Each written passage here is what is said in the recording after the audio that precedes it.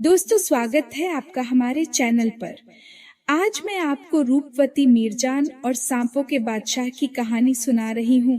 उम्मीद है यह कहानी आपको बहुत पसंद आएगी। कहानी पसंद आई तो लाइक और शेयर कर देना, चैनल को सब्सक्राइब कर लेना और घंटी के निशान को दबा देना। तो आइए शुरू करते हैं आज की कहानी। एक गरीब विधवा थी। उसकी एक इकलौती बेटी थी जो उनके वंश में सबसे रूपवती थी। उसका नाम मीरजान था। एक गर्म दिन लड़कियां नदी पर नहाने गई और मीरजान को भी अपने साथ ले गई। पानी में नहाते नहाते लड़कियां कहने लगी, तुम कितनी सुंदर हो मीरजान। अगर बादशाह तुम्हें देख ले तो कह उठे, मेरी आंखों के नूर मीरजान, मैं तुम्हें अपनी सारी दौलत दे दूंगा, तुम बस मेरी बन जाओ। मीरजान ने लजाकर आंखें झुका लीं। तुम ऐसा मजाक क्यों करती हो सहेलियों? बादशाह तो मेरी तरफ आंख उठाकर भी नहीं देखता, क्योंकि मैं गांव में सबसे गरीब घर की हूँ।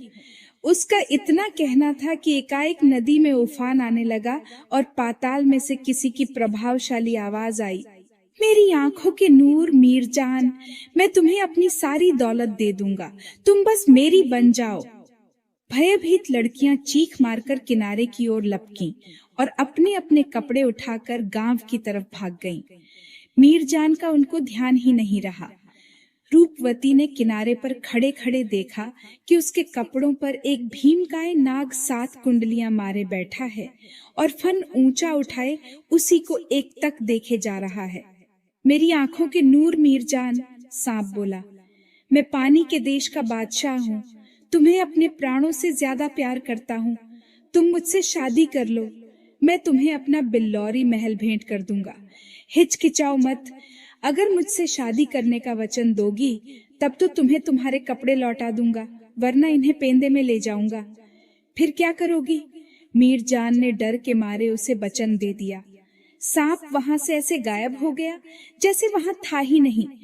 नदी में केवल हिलोरें आ रही थीं, तरंगें किनारे पर छपाके मार रही थीं। लड़की ने किसी तरह कपड़े पहने और सहेलियों के पीछे पीछे भागी। तंबू घर में घुसकर वह माँ के आगे गिर पड़ी और फूट फूट कर रोने लगी। तुम्हें क्या हो गया प्यारी बेटी? विधवा व्यथित हो उठी। क्या किसी ने तुम्हारे साथ बुरा किया? मीरजान ने उसके साथ जो हुआ सब बता दिया और हाथ मलती रही। अब मैं क्या करूं? मैंने वचन दे दिया है, मैं अपने वादे से कैसे मुकर जाऊं? उसकी माँ ने उसके सिर पर हाथ फेरा, उसे सीने से लगा लिया और तसल्ली दिलाने लगी। शांत हो जा मेरी बच्ची, भयानक सांप को तुमने शायद सपने में देखा होगा। दुनिया में ऐसा होता ही नहीं है। तुम घर पर बैठो और कहीं मत जाओ। 1 सप्ताह बीत गया। मीरजान हंसने खेलने लगी। माँ उसे तंबू घर से बाहर नहीं निकलने देती थी और स्वयं भी उससे दूर नहीं जाती थी। एक बार बुढ़िया ने दरवाजे में से बाहर झांक कर देखा और सन्न रह गई। हाय, मर गए। जहां तक नजर जाती है, नदी से हमारे तंबू घर की तरफ काले काले सांप ही सांप रेंगते दिखाई दे रहे हैं। मीरजान का चेहरा फक हो गया। वे मुझे ले जाने आ रहे हैं। वे दरवाजा बंद कर सारा सामान उससे अड़ा, नमदा बोड़कर छिप गईं। डर के मारे वे सांस तक नहीं ले रही थीं। सांप रेंगते रेंगते बराबर उनके घर के निकट आते जा रहे थे। सारी स्टेपी में तहलका मच गया था। वे तंबू घर के पास आए तो रास्ता बंद था। वे फुफकारते हुए तंबू घर पर टूट पड़े और अंदर घुसकर बेहोश मीरजान को पकड़कर नदी की ओर ले गए। विधवा बुरी तरह रोती बिलखती बेटी की ओर हाथ बढ़ाए उनके पीछे भागी, पर उन्हें पकड़ न सकी। सांपों ने पानी में गोता लगाया और उनके साथ ही रूपवती भी आंखों से ओझल हो गई। दुख के मारे लड़खड़ाती बुढ़िया अपने खाली घर लौटी और जमीन पर गिरकर विलाप करने लगी। मर गई मेरी बेटी मीरजान, मेरे कर्म फोड़ दिए मनहूस सांप ने। पूर्णिमा पर पूर्णिमा बीतती रही, समय गुजरता रहा। एकाकी विधवा पूर्णतः जर्जर हो गई, उसकी कमर झुक गई, बाल सफेद हो गए, लेकिन वह बराबर प्रतीक्षा करती रही। अपनी धुंधलाई आंखें स्टेपी में जमाए उधर देखती रही, जिधर काले सांप उसकी बेटी को उठा ले गए थे। एक बार वह दुख में डूबी अपने तंबू घर के दरवाजे के पास बैठी थी। अचानक उसने देखा, रानी की तरह सजी धजी एक युवा स्त्री दाएं हाथ में लड़के का हाथ थामे और गोद में लड़की उठाए उसकी तरफ चली आ रही है। बुढ़िया हड़बड़ा उठी, मीरजान, मेरी बेटी तुम ही हो ना? उन्होंने एक दूसरे का आलिंगन किया, एक दूसरे को चूमा और तंबू घर में गई। बुढ़िया अपनी बेटी को नाती नातिन को देखती रही, पर उसे अपनी आंखों पर विश्वास ही नहीं हो रहा था। तुम कहाँ से आई हो मीरजान? मैं नदी तल के देश से आई हूँ। मेरा पति वहाँ का बादशाह है। पानी के नीचे तुम्हारी जिंदगी सुख में बीत रही है क्या? मुझसे ज्यादा सुखी कोई नहीं होगा, पर मुझे तुम्हारी याद बहुत सता रही थी माँ, और मैं तुम्हें हमारे बच्चों को दिखाना चाहती थी। बेटी, क्या तुम सचमुच उस दृष्ट सांप के पास लौट जाओगी? तुम क्या अपनी दुखियारी माँ को फिर छोड़कर चली जाओगी? विधवा ने पूछा, पर मन में कहा, मैं ऐसा कभी नहीं होने दूंगी। अब मैं किसी कीमत पर अपनी मीरजान से नहीं बिछड़ूंगी। प्यारी माँ, मीरजान ने उत्तर दिया, मुझे माफ करना, पर मैं तुम्हारे यहाँ ज्यादा देर नहीं रह सकूंगी। हमें शाम तक नदी तल में अपने महल में पहुंच जाना है। मेरे पति हमारा इंतजार कर रहे हैं।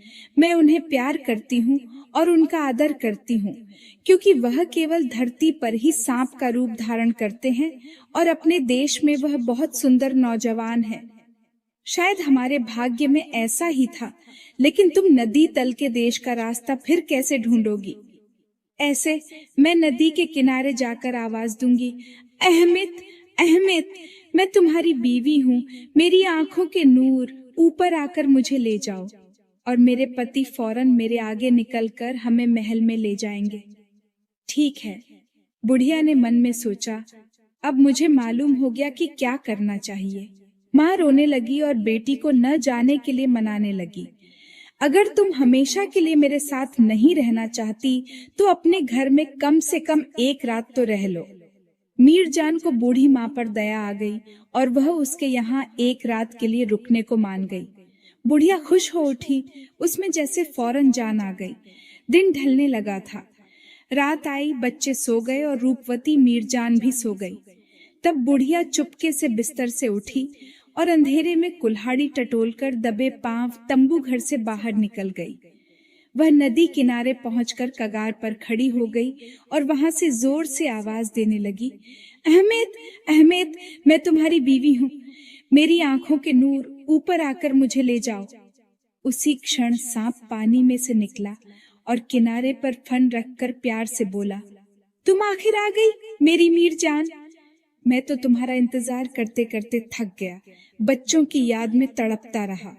बुढ़िया ने देर नहीं की और कुल्हाड़ी उठाकर सांप का सिर काट दिया।